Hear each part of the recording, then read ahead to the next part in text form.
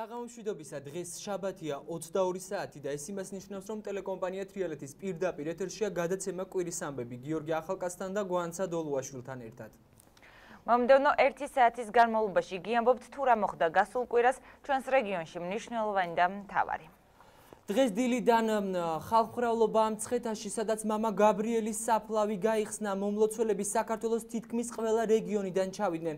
მცხეთაში დილიდან ადგილზე მუშაობენ თრიალეთის თბილისის ბიუროს რეპორტიორები, სწორედ თრიალეთის თბილისის ბიუროს ვრთავთ პირდაპირ ეთერში. ჩვენი კორესპონდენტი თამთა უთურგაშვილი მოგვიყვება, რა ხდებოდა მთელი დღის განმავლობაში მცხეთაში. თამთა, მოგესალმებით და გისმენთ, შენ პირდაპირ ეთერში ხარ. საღამომშვიდობისა, მოგესალმებით და მივესალმები კვირის ამბების მაყურებელს. დღეს მცხეთაში მამა გაბრიელის საფლავი გაიხსნა. საფლავის გახსნა დახურული იყო და ამ პროცესს მხოლოდ საპატრიარქოს ტელევიზია ერთსულოვნება დაესწრო, თუმცა ნეშტის ლუსკუმაში გადაბრძანების შემდეგ სხვა მედია საშუალებების წარმომადგენლებიც დაგვიშვეს ადგილზე. შეზღუდული იყო ასევე მცხეთაში მისასვლელი გზებიც. გლდანის ხიდებიდან გზას დაახლოებით დილის 9 საათიდან გადაიკეტა. მედია საშუალებების წარმომადგენლები კი ადგილზე სპეციალურად ჩვენთვის გამოყოფილი მიკროავტობუსებით გადაგვიყვანეს. დღეს ეკლესიის მსახურები ძირითადად თავს იკავებდნენ მამა გაბრიელის ნეშტთან დაკავშირებით კომენტარებისგან.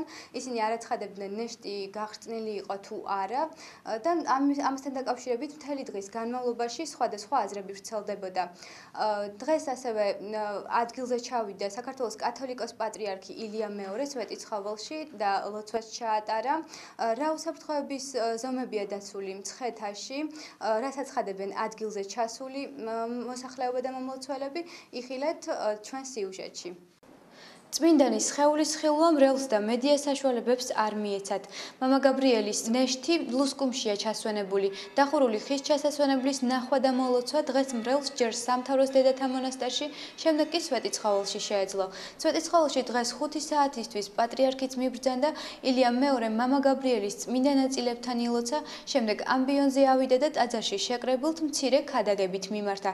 მისი ლოცვა კურთხევით საქართველოს მშვიდობა და კეთილდღეობა ისურვა. მამა გაბრიელის სხეული, როგორც ეკლესიის მსახურები ამბობენ, ნახევრად გახრწნილია, თუმცა აქვე დასძენენ, რომ წმინდანის ხარისხის შეფასება მისი უხრწნელობით არ ხდება. ის რო ვთქვათ, რომ არ იყო არც ის, ანუ წმინდანობის ხარისხი არ არის დამოკიდებული მის ხრწნადობაზე თუ უხრწნელობაზე. ეს დამოკიდებული არის მის საქმეებზე. რამდენად დიდი არის მისი საქმეები, რამდენად განცხადა იგი კაცობრიობის წინაშე. სახეზე ვნახე, სახეზე გახრწნილია შვილი. ანუ დაფარებული აქვს, მაგრამ ისეთი არ არის, როგორ. მამა გაბრიელის საფლავის გახსნაზე დასწრების მსურველთა რაოდენობა იმის მიუხედავად, რომ მცხეთაში შესასვლელი ყველა გზა გადაკეტილი და მკაცრად კონტროლდება, საკმაოდ ბევრი აღმოჩნდა. მომლოცველებმა დღეს მხოლოდ სპეციალური ავტობუსებით მოახერხეს ქალაქში ჩასვლა, თუმცა ნაწილმა თადარიგი უფრო ადრე დაიჭირა და მთელი ღამე სამთავროს დედასთა მონასტერთან გაატარა. დღეს კი რამდენიმე საათიან რიგში დადგა წმინდანის ჩასაბრძანებელთან მისასვლელად. აქ ვდგავართ და ალბათ უფალმა გადმომხედა, იმიტომ რომ მეტი არაფერი იმედი არ მქონდა რომ აქ შემოსულიყავი. სენ მთელი დღეს გაოგნებული, აი ცრემლები მაქვს რომ ეტყვიან თვალებზე. ჩასაბრძანებელთან მისვლა კი არც ისე ადვილი აღმოჩნდა. მრევლს მანამდე უამრავი დაბრკოლება იღობებოდა. ტერიტორიას პოლიციასთან ერთად ქართველი სამხედროები აკონტროლებდნენ. 12 საათისთვის მას შემდეგ, რაც საფლავი გაიხსნა და წმინდანი ტაძარში დაასვენეს, მედია საშუალებებს უკვე ტაძარში შესვლის საშუალება მოგვეცა, სადაც მანამდე მხოლოდ მათ უშვებდნენ, ვისაც საპატრიარქოს მიერ გაცემული სპეციალური საშვი ჰქონდა. ასევე მანამდე სხვადასხვა დაავადების მქონე ბავშვების ნაწილის შეყვანაც მოხერხდა. ნაწილს კი მთელი ღამის ნათევს კვლავ გარეთ მოუწია ყოფნა. თუმცა გარეთ მყოფთა ნაწილიც არ იყო უკმაყოფილო, რადგან მათი თქმით მამა გაბრიელის მადლი 10 მეტრის რადიუსში ვრცელდება. გუშინ ჩამოვედი საღამოს მოვედი და მინდა ახლა მამა გაბრიელის საფლავს როგორ გახსნავენ. და არ მალახებენ, მაგრამ 10 მეტრის რადიუსში რაც ხართ, გადმოდის რწმენაო და რა ვიცი, მადლიაო დიდიო და ვარ რომ ეს მადლი მივიღომე. არ გავათენე და ეხლა აქ აღარ უშვებენ ხალხს და იმიტომ ვარ. გუშინ შეგიშვეს? ხო, გუშინ საღამოს შემოვედი და მე გადაკეტეს გზა. ფერფორა რო შეხებოდი. ო, მე რო გავიგესაბები, ჩემ სიძეს დაურეკე, ჩემს დაურეკე ქუთაისიდან მისი თანამშრომლებიც ჩამოვიდნენ და დილას ჩამოვედი ჩვენ 8 საათს. დილას ჩამოვედი 8 საათს და აქ მოვედი ავტობუსით. კარგად იყო ყველაფერი ორგანიზებული კარგად. ჯერ ახლა ვერ შევიდით, მაგრამ ახლა შედიან უკვე ხალხი და ჩვენც შევარ. გადმოსვენების პროცესში რამდენიმე ინციდენტი მოხდა, იმის გამო რომ მრევლს წმინდანის სამყოფელთან მიახლოება სურდა. გადმოსვენებამდე კი ეკლესიასთან ახლოს მდებარე შენობების გარე ინვენტარი საფლავთან მიახლოების მსურველების მიერ საკმაოდ დაზიანდა.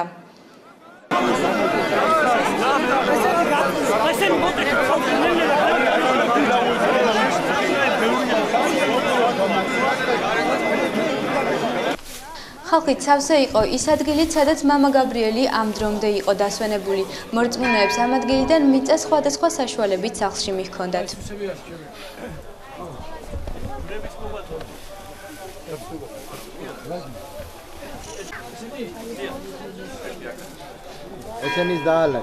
უწმინდესი და უნეტარესი ილია მეორე ხვალ საღვთო ლიტურგიას სვეტი ცხოველში ჩაატარებს.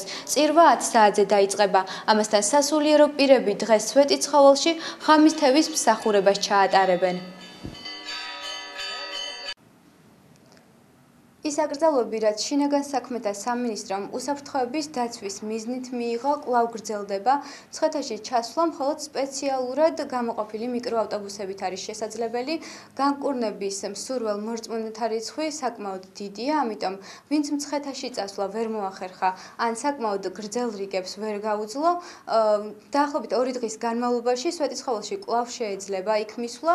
წმინდა მამა გაბრიელ სალოსის ნეშთი კი 24 თებერვალს წმინდა სამების საკათედრო ტაძარში გადასვენდება, სადაც დაახლოებით 1 კვირის განმავლობაში იქნება დაბრძანებული. შემდეგ წმინდა მამის ნეშთს სამთავროს ფერისცვალების ეკლესიაში გადააბრძანებენ და საგანგებოდ გამზადებულ აკლდამაში ჩაასვენებენ. მადლობა თამთა, მე შეგახსენებთ, რომ დედაქალაქიდან პირდაპირ ეთერში ჩვენი კორესპონდენტი თამთა უთურგაშვილი საუბრობდა და რაც შეეხება კვირის განმავლობაში ჩვენს რეგიონში განვითარებულ სხვა მნიშვნელოვან სიახლეებს, შიდა ქართლის გუბერნატორის ადმინისტრაციის პრესამსახურის უფროსმა ნათია ომაძემ თანამდებობა დატოვა. თანამდებობის დატოვების შესახებ გადაწყვეტილება გუშინ საღამოს მივიღე.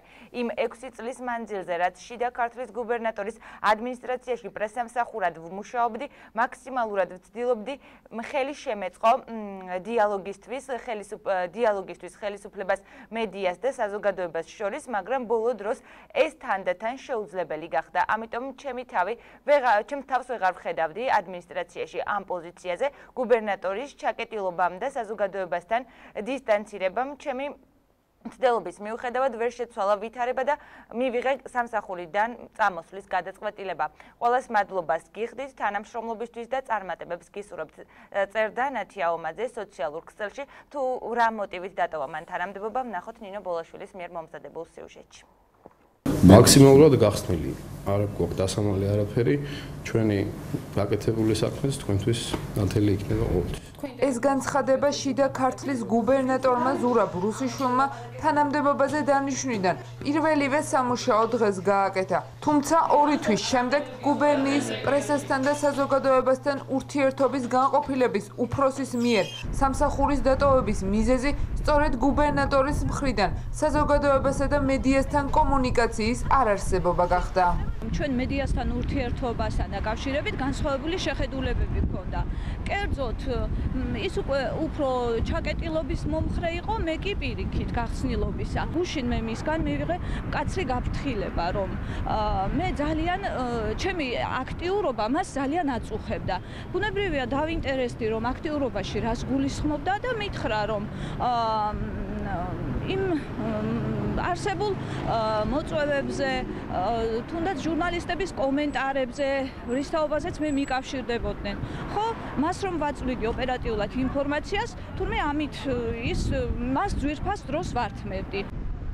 ნათია ომაძე იმასაც ამბობს, რომ გუბერნატორმა მასთან ახალი ფორმატით მუშაობაზეც ისაუბრა, რაც გულისხმობს იმას, რომ მედიასა და საზოგადოებისთვის ინფორმაციის მიღება მხოლოდ წერილობითი მიმართვის საფუძველზე უნდა იყოს შესაძლებელი. მან მიმითითა, რომ მედიასთან და საზოგადოებასთან ურთიერთობაში ახალი ფორმა უნდა გამოვიყენოთ და ეს ფორმა უნდა იყოს წერილობითი ურთიერთობა, ანუ რომ დამირეკავდა ჟურნალისტი პირობითად, მე უნდა მეთქვა, რომ წერილობით მოგმართეთ. რა თქმა უნდა, ავუხსენი მე ბატონ ზურაბს, რომ წერილობითი ურთიერთობა მედიასთან არ გამოდგება.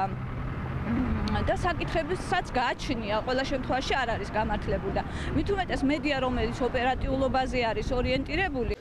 პრესასთან და საზოგადოებასთან ურთიერთობის სამსახურის უფროსის მიერ თანამდებობის დატოვებასთან დაკავშირებით შიდა ქართლის გუბერნატორი აცხადებს, რომ ომაძის მუშაობით თავად გამოყოფილი იყო და მიზეზი მისთვის გაურკვეველია.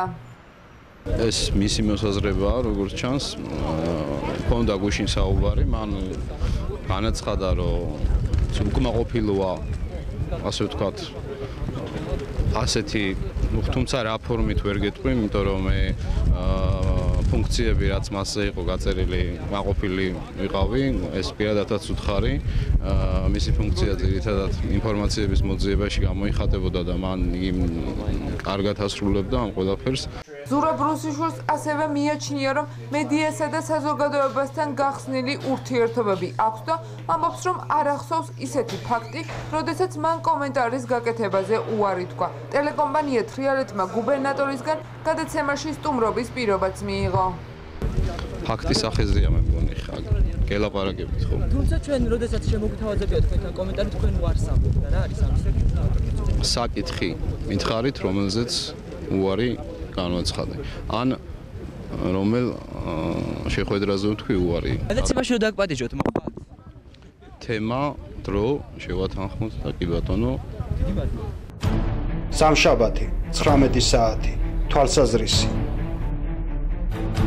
უარი ზურაბ რუსიშვილს არა, მაგრამ ჟურნალისტ ლადო ბიჭაშვილს კარგად ახსოვს. როგორც ამბობს, მიმდინარე 3 თვის განმავლობაში გუბერნატორის გადაცემაში მოწვევის არაერთი უშედეგო მცდელობა ჰქონდა. რამდენჯერმე დაუპატიჟე ის ток-შოუში, ტელეკომპანია თრიალეთის ток-შოუში, ქალბატონი ომაძის მეშვეობით, იყო დაპირება, რომ ახალი წლების შემდეგ მოვიდოდა, თუმცა როდესაც შევახსენეთ, კვლავ გადადო და პასუხს არ ხვცემდა. რაც შეეხება ინფორმაციის მოპოვების წერილობით ფორმას, ბიჭაშვილი აღნიშნულს არ ეთანხმება და ამბობს, რომ დემოკრატიულ სახელმწიფოში საჯარო მოხელეებსა და მედიას შორის ურთიერთობის ასეთი ფორმატი მიუღებელია. ყოველწლად საბჭოთა კავშირის წლებში დაბრუნებას ნიშნავს, არ მახსოვს, მაგრამ წაკითხული მაქვს, რომ მაგალითად განცხადებებს, რომელსაც მაშინდელი ჩინოვნიკები აკეთებდნენ, პარტკომიტეტთან თანხმდებოდა ანალოგიურად და წერილობით გაზეთ კომუნისტში იბეჭდებოდა ანალოგიური ფორმატით.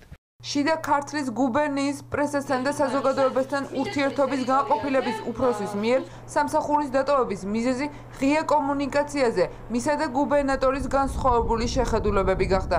აღსანიშნავია, რომ ნათია ომაძე აღნიშნულ თანამდებობაზე 2008 წლიდან მუშაობდა. არჩევნებიდან წელიწად ნახევარი გავიდა, თუმცა ეგრეთ წოდებული ზონდერ ბრიგადების წარმომადგენელთა მიერ წლების განმავლობაში ჩადენილი ქმედებების შესწავლა დღემდე არ მომხდარა. აღნიშნული სამოქალაქო საზოგადოების გარკვეული ნაწილის უკმაყოფილებას იწვევს. ისინი თვლიან, რომ კანონსაწინააღმდეგო ქმედებების გამოძიების პროცესის გაჭიანურებით ქვეყანაში სამართლიანობის აღდგენა ფერხდება. თემის დეტალები ნახეთ ჩვენ სიუჟეტში. ეს არის იმ ზონდერ ჯგუფების წარმომადგენლების სურათები, ვინც უშუალოდ არბევენ ადამიანებს. ეს არის შუაში მოქცეული ბატონი ბადრი ბასიშვილი, რომლის გარშემო შემოკრებილი ადამიანებიც პირდაპირ ახორციელებენ ადამიანებზე დევნას, ზეწოლას, ფიზიკურ ანგარიშწორებას და ასე შემდეგ. ეს განცხადება კოალიცია ქართული ოცნების, გორის ახალგაზრდული ფრთის ყოფილმა ხელმძღვანელმა და ამჟამად გორის მუნიციპალიტეტის მოსწავლე ახალგაზრდობის კულტურულ საგანმანათლებლო ცენტრის მომმართველმა ლექსო ვალიაურმა 2012 წლის საპარლამენტო არჩევნებამდე დაახლოებით 1 თვით ადრე გააკეთა. მან თანაგუნდელებთან ერთად ქალაქის ქუჩებში ის ფლაიერებიც გაავრცელა, რომლებზეც მისივე თქმით, ეგრეთ წოდებული ზონდერ ბრიგადის წარმომადგენელთა ფოტოები იყო გამოსახული. კოალიცია ქართული ოცნების წარმომადგენლები მათ დამნაშავეებად მოიხსენიებდნენ და ბოლო პერიოდში ჩადენილ არაერთ უკანონო ადამიანის უფლებების შემლახველ ფაქტებსაც სწორედ მათ სახელებს უკავშირებდნენ. მერეცა და კარალეთში მომხდარი დაპირისპირების ორგანიზებაშიც მათ ადანაშაულებდნენ და სამართალდამცავ სტრუქტურებს საქმის შესწავლას თხოვდნენ. თუმცა ძველი ხელისუფლების პირობებში ეგრეთ წოდებული ზონდერების საქმეთა შესწავლა არ მომხდარა. შესაბამისად, საზოგადოებას იმედი აქვს, რომ ამ საკითხით არჩევნების გზით მოსული ხელისუფლება დაინტერესდება. მაგალითად, გორის მუნიციპალიტეტის გამგებლის ყოფილი მოადგილე ზაზა ადუაშვილი თვლის, რომ თავდაპირველად თვითონ ტერმინის ზონდერის განსაზღვრა უნდა მოხდეს. ზონდერ ბრიგადა განუსაზღვრელია. ზონდერ ბრიგადა თუ განისაზღვრა კანონით, მაგ შემთხვევაში ალბათ კანონი გასცემს მერე და დაარეგულირებს ამ პროცესს. ვინც უკანონობა ჩაიდინა, რაღაცა ეტაპზე უნდა ალბათ ესეც განისაზღვროს, რომ ვის ეპატიოს, ვის არ ეპატიოს ამ კანონით და ვისაც კანონის მიხედვით სისხლის სამართლებრივი დანაშაული აქვს ჩადენილი, ალბათ მან უნდა აგოს პასუხი. ზაზა ადუაშვილის თქმით, ბოლო წლების განმავლობაში განხორციელებული უკანონო ქმედებების გამოძიების პროცესის გაჭიანურებით ქვეყანაში სამართლიანობის აღდგენა ფერხდება. მის მოსაზრებას იზიარებს გორის საზოგადოებრივი დარბაზის დამფუძნებელი თამაზ მაყაშვილი. როგორც ის აცხადებს, ადამიანთა გარკვეულ ჯგუფს ზონდერ დაჯგუფება საკუთარი ქმედებებიდან გამომდინარე ეწოდა. შესაბამისად, მაყაშვილის თქმით, საჭიროა რომ ჩადენილ დანაშაულებრივ ქმედებაზე თითოეულმა მათგანმა პასუხი აგოს. ზონდერი არის ცუდი ადამიანი, ჩემი აზრით. ამის კლასიკური განმარტებაც რო არ მოვიშველიოთ და ზოგადად მათ მიერ ჩადენილ საქმეებზე ცუდს ვფიქრობ, რა თქმა უნდა. და ჩემი აზრით ამ ადამიანებს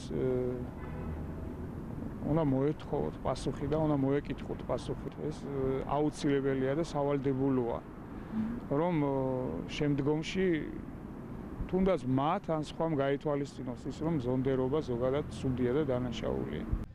ეგრეთ წოდებული ზონდერების მიერ ბოლო წლების განმავლობაში, განსაკუთრებით კი 2012 წლის საპარლამენტო არჩევნების წინა საარჩევნო პერიოდში ჩადენილი ადამიანის უფლებების შემლახველი ქმედებების გამოძიების აუცილებლობაზე სამოქალაქო საზოგადოებაც საუბრობს.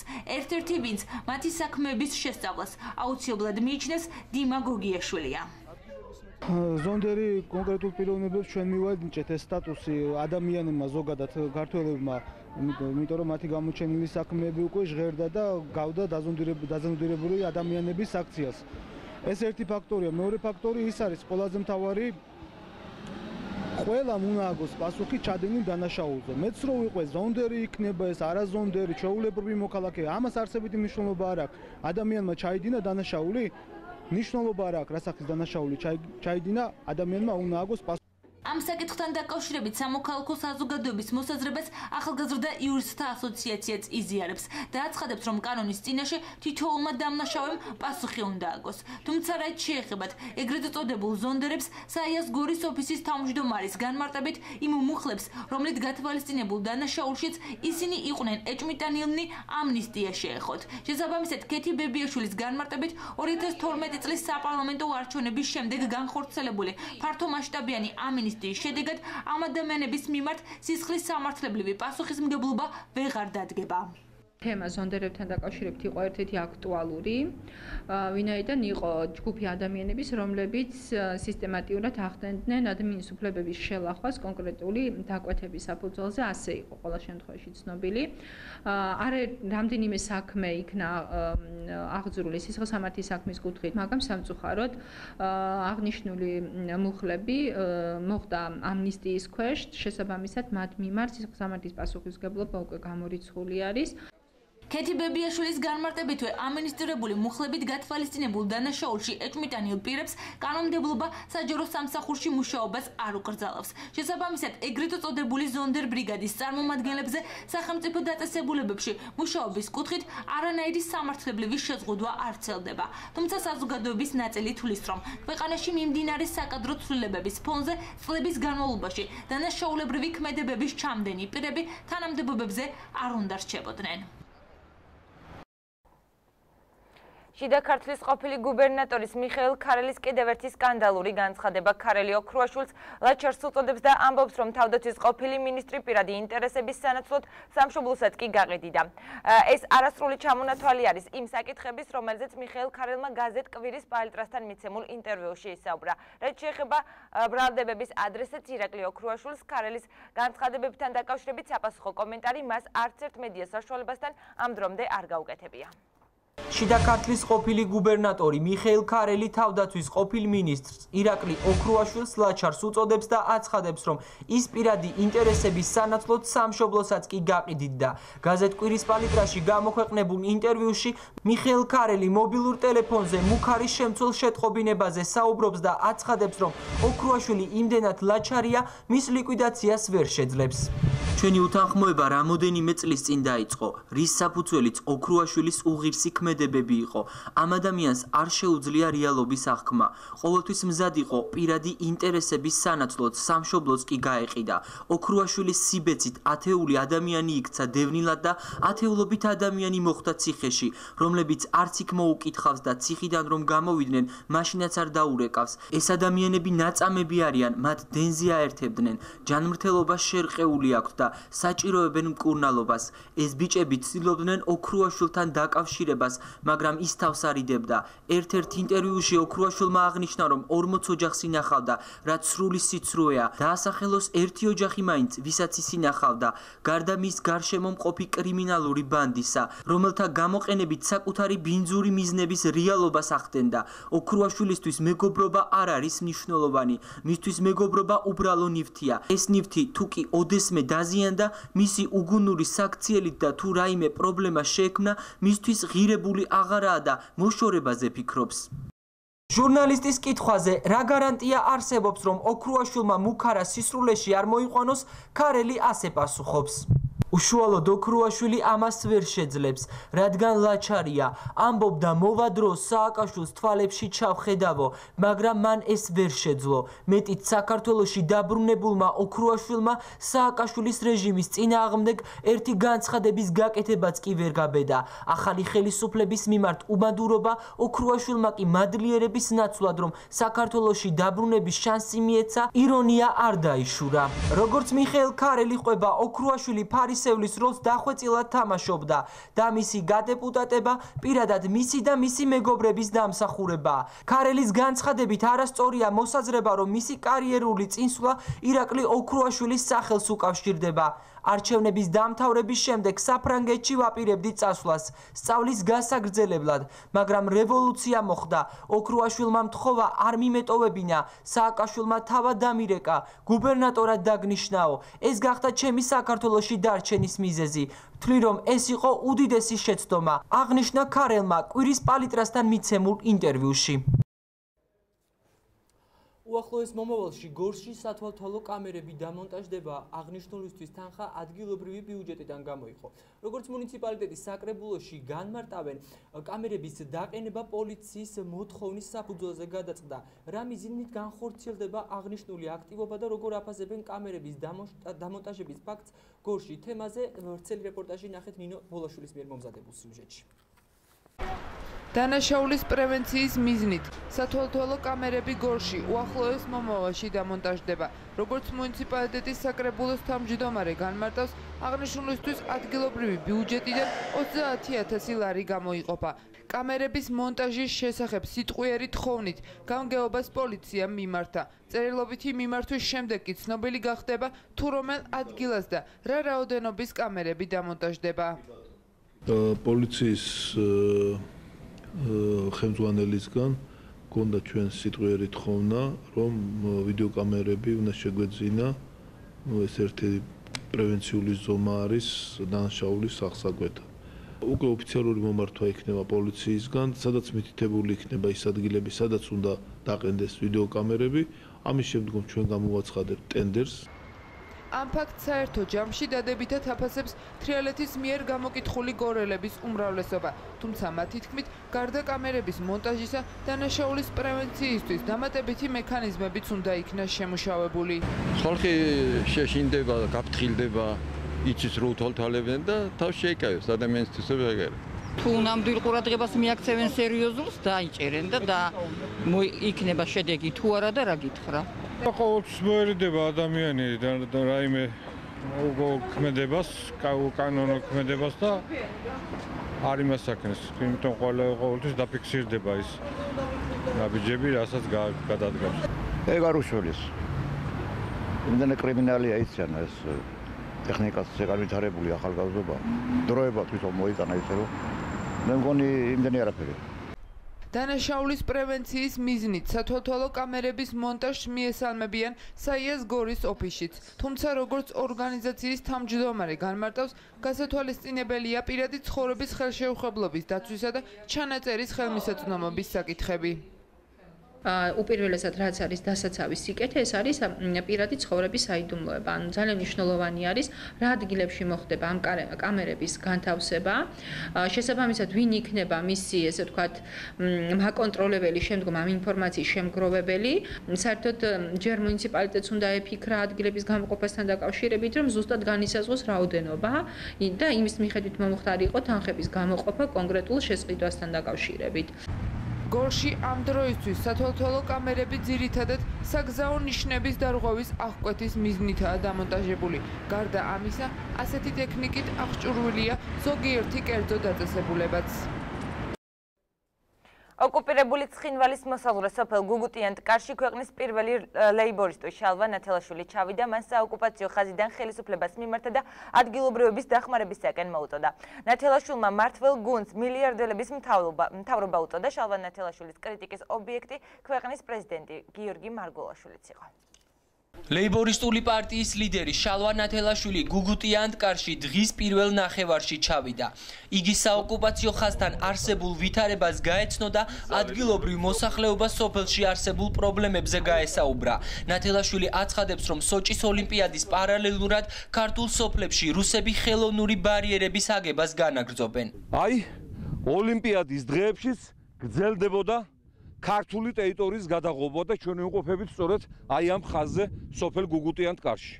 კონფლიქტის ზონაში ყოფი მოსახლეობა მიტოვებულია ღვთისანაბარა, მთავრობას მათთვის არცალია. მე კიდევ ერთხელ მოუწოდებ მილიარდელების მთავრობას ჩვენი ქვეყნისას.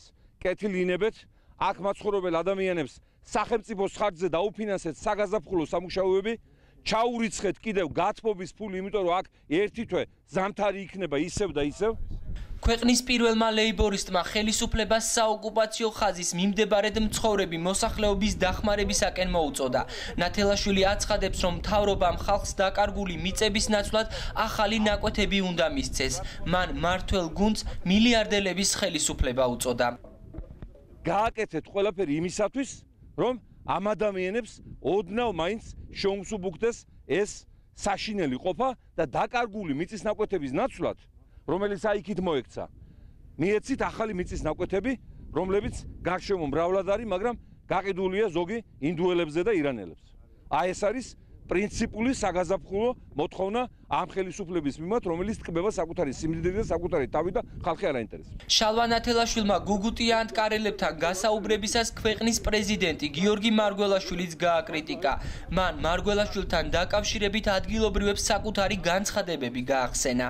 ცხოველი არ არის. სტალინის ქვეყანაში გამსახურდებს ქვეყანაში მარგველაშვილი ჩვენ პრეზიდენტი. მაგალითად ძალიან შემწყობოდა. ეხლა ის სააკაშვილი იყო ღვთისმეტყველთან გადავარდნილი, მაგრამ რაღაც ქარიზმას წარმოადგენდა, რაღაცა მოქმედებდა, რაღაცას ბღავდა.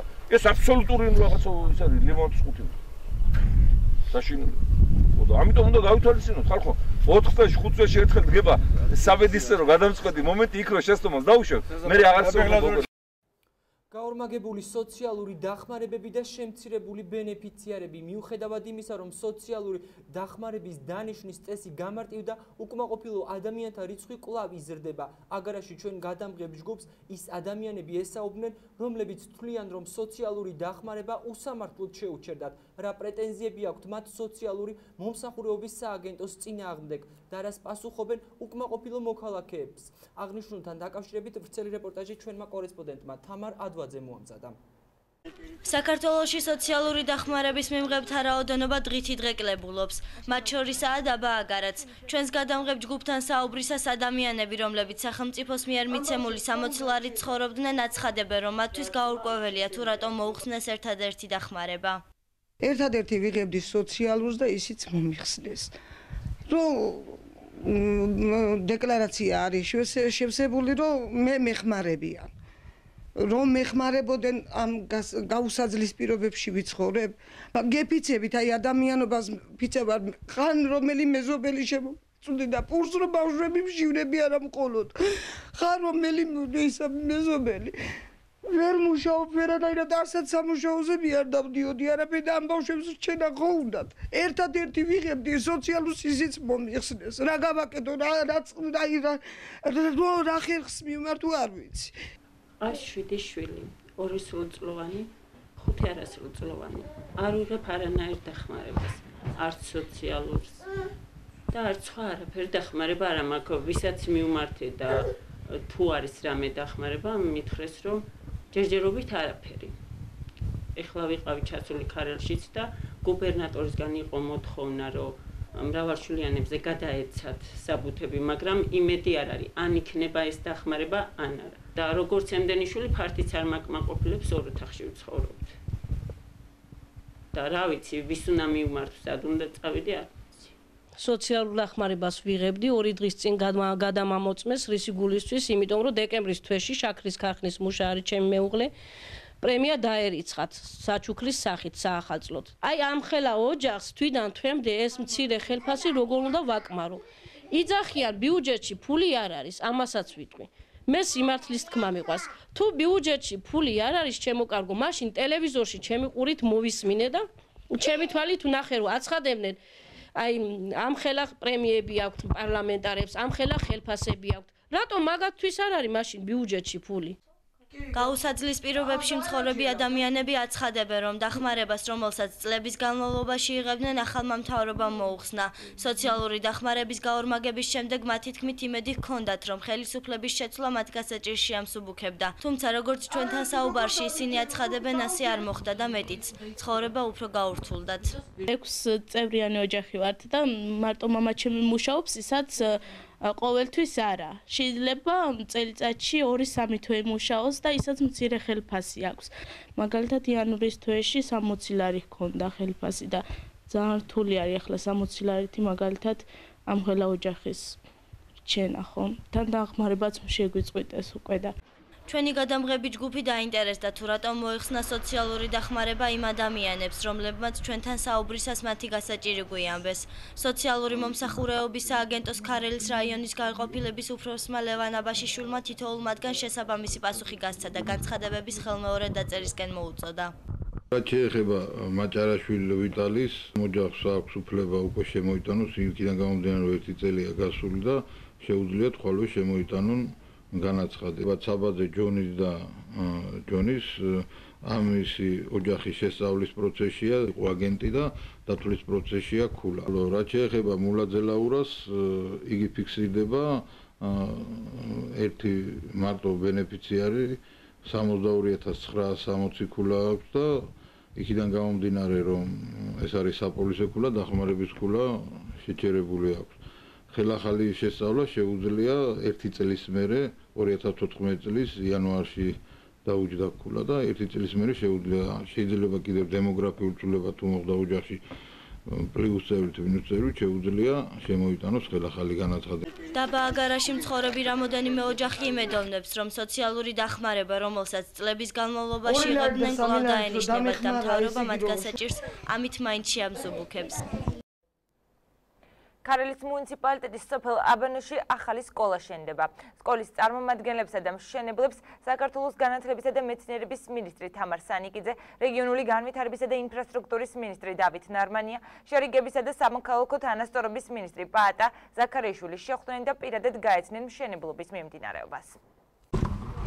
ოკუპირებული ცხინვალის მოსაზღვრე სოფელ აბანოში მალე ახალი სკოლა აშენდება. სამუშაოები გასული წლის დეკემბერში დაიწყო და 2014 წლის ბოლოს დასრულდება. აბანოს საჯარო სკოლა გასული საუკუნის 90-იან წლებში დაინგრა. ბოლო 13 წლის მანძილზე სკოლის 50 მოსწავლე მაღაროთა სამმართველოს შენობაში განთავსებულ საკლასო ოთახებში სწავლობდა. თუმცა რთული პირობების გამო 2013-2014 სასწავლო წლის დასაწყისში მათ ამ შენობის დატოვებაც მოუხდათ. უკვე რამოდენიმე თვეა აბანოს სკოლის მოსწავლეები და 16 პედაგოგი სოფელ საციხურის საჯარო სკოლაში აგრძელებენ სწავლას.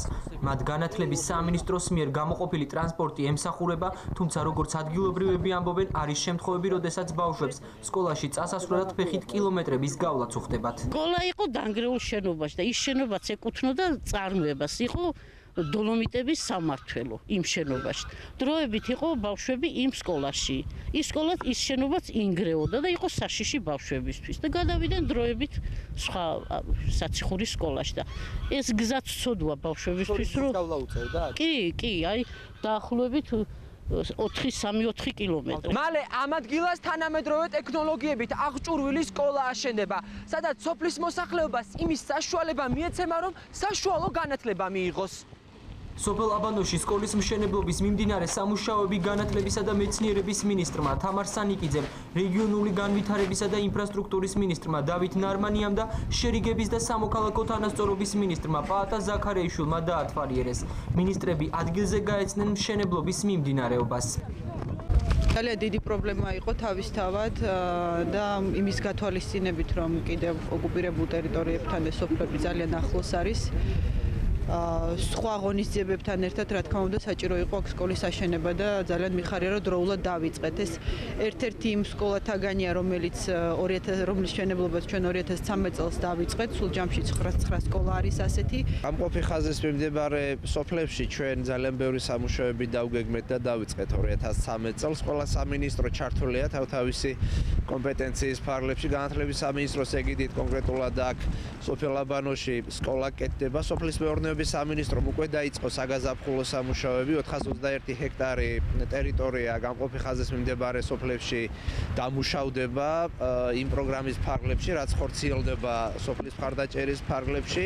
ჩვენი ამოცანაა, რომ მოსახლეობა არა მარტო დამაგრდეს,აშეც მე მგონი უკვე ეჭვი არ ასარეპარება, რომ მართლა გვინდა ამის გაკეთება, არამედ მოსახლეობა დაბრუნდეს კიდეც, იმიტომ რომ ამ სოფლებიდან მიატოვა სოფლები გარკვეულ მანძილზე მოსახლეობისა და ჩვენი მართლა ამბიციაა, რომ შემოდგომისთვის ჩვენ აქ ვილაპარაკოთ, რომ გარკვეული ნაწილი მოსახლეობის დაბრუნდა კიდევაც. ანუ ეს არის გრძელვადიანი პროექტი, თუმცა ეს წელიწადი არის გადამწყვეტი. სკოლის მშენებლობაზე დასაქმებულთა უმრავლესობა ადგილობრივია. როგორც ისინი ამბობენ, საშუალება ეძლევათ სოფლის საერთო საქმეც აკეთონ და ამასთან ერთად ანაზღაურება მიიღონ.